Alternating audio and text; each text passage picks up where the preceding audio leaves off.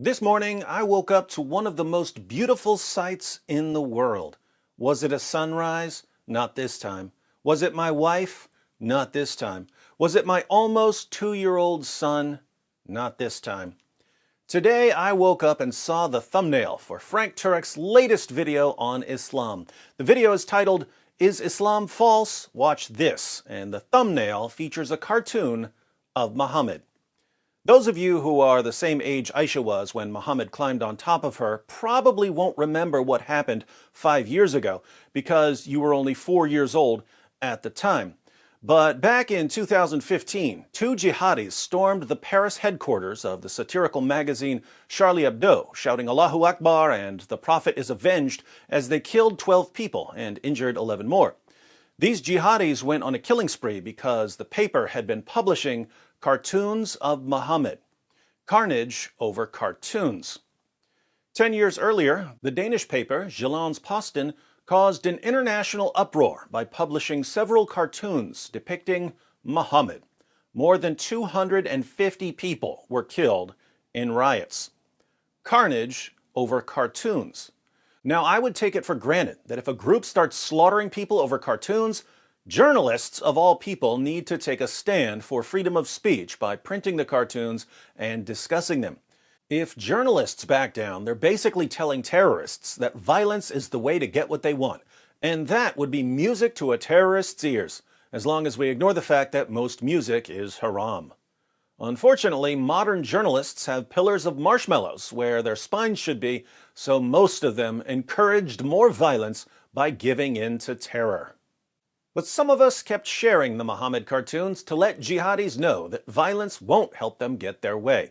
Killing people over cartoons will cause us to share the cartoons more. Here we are, just a few years later, and a mainstream Christian ministry can proudly post a cartoon of Muhammad on YouTube and no one dies or even gets threatened.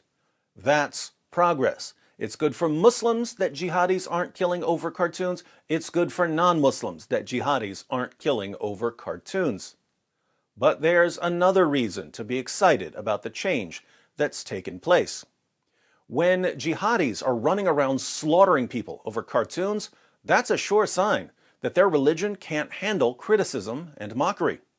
If a violent, oppressive religion can't handle criticism and mockery, what do you think our primary tools in responding to the religion should be? You guessed it, criticism and mockery.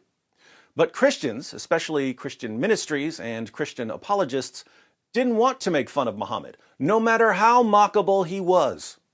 When a man has sex with a prepubescent girl and marries the wife of his own adopted son and beats his wives and allows his followers to hire prostitutes and walks around covered in semen and sucks on the tongues of little boys, he's basically inviting the world to mock him. He's begging us to mock him. He's saying, "Please mock me." But Christians don't want to do that because we've underestimated the power of mockery. We've even come to view mockery as unchristlike, despite the fact that Jesus was merciless in his mockery of hypocrites. He made fun of the way they gave money to the needy, saying that they announced their giving with trumpets in order to be praised by men. He made fun of the way they prayed, saying that they love to pray on the street corners so that they'll be seen by others. He made fun of the way they fasted, saying that they deliberately disfigure their faces and look gloomy so that other people will know that they're fasting. Jesus made fun of the way they gave to charity, the way they prayed, the way they fasted, the way they dressed, the way they tithed, the way they proselytized, and the way they treated their families. Jesus of Nazareth is the undisputed all-time king of mocking hypocritical and oppressive religious leaders.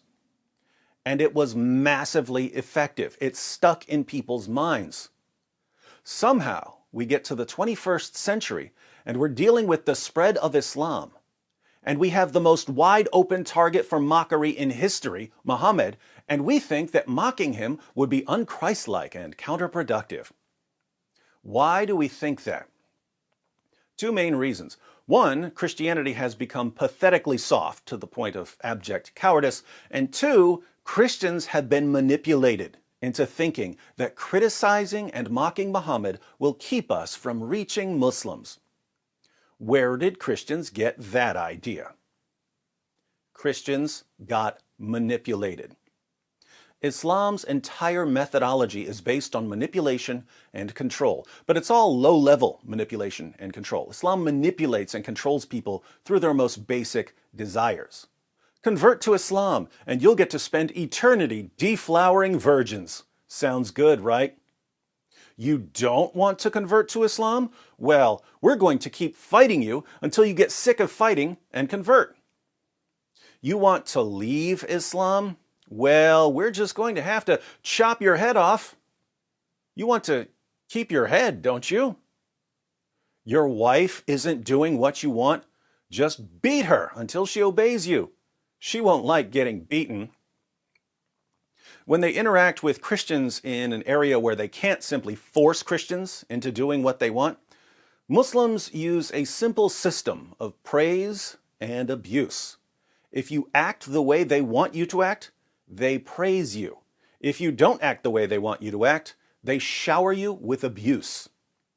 When a Christian criticizes Muhammad, Muslims heap abuse on him. Most people don't like being abused, so heaping abuse on someone can be an effective means of controlling him. When a Christian goes around telling people not to criticize Muhammad, Muslims praise him. Most people like being praised, so praising someone can be an effective means of controlling him. Lots of Christians are actually gullible enough to fall for this.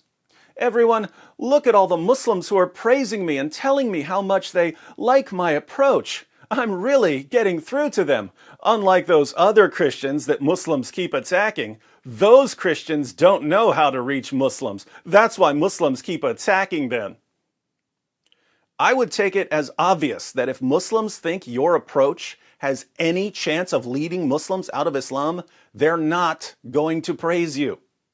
So if Muslims were ever to praise my methods, that would be an immediate warning sign to me that I'm doing something horribly wrong. But lots of Christians just fall for this instantly. Muslims really like the way I talk about Muhammad. I'm so effective with them. They love me. Christians have fallen for this manipulation for years. Christians who don't fall for it are usually treated like outcasts. We're told that we don't care about reaching Muslims because we don't use the methods that Muslims praise. Instead, we use the methods that send Muslims into an uproar. Shame on us. That's been my experience for the past decade and a half or so. So when I wake up and see a popular mainstream Christian ministry with a cartoon of Muhammad in the thumbnail of their new video, I start to think that the tides may be turning, that Christian apologists may be realizing that Muhammad deserves to be criticized and mocked, and that far from being ineffective, criticism and mockery of perverted hypocrites like Muhammad can be massively effective. I criticize and mock Islam all day, every day through my videos, which are playing non-stop on computers and phones around the world. The sun never sets on the apologetics empire. And guess what? Muslims can't stay away. They're drawn to the mockery. And after they've witnessed the avalanche of evidence against their prophet, they leave Islam. Imagine a world where millions of Christians are exposing Muhammad day and night, where millions of Christians don't let hypocritical religious leaders tell us how to respond to hypocritical religious leaders, where millions of Christians return to our true Christian roots of mocking hypocrites and oppressors in epically memorable fashion. That would be a world in which Islam and its empire of fear and violence come tumbling to the ground. If you want to check out Frank Turek's new video on Islam with the infamous Muhammad thumbnail, the link is in the description box. On a related note, Cameron from Capturing Christianity interviewed me a while back on whether my methods cross the line. He posted that interview a couple days ago. The link to that video is also in the description box. Check him out.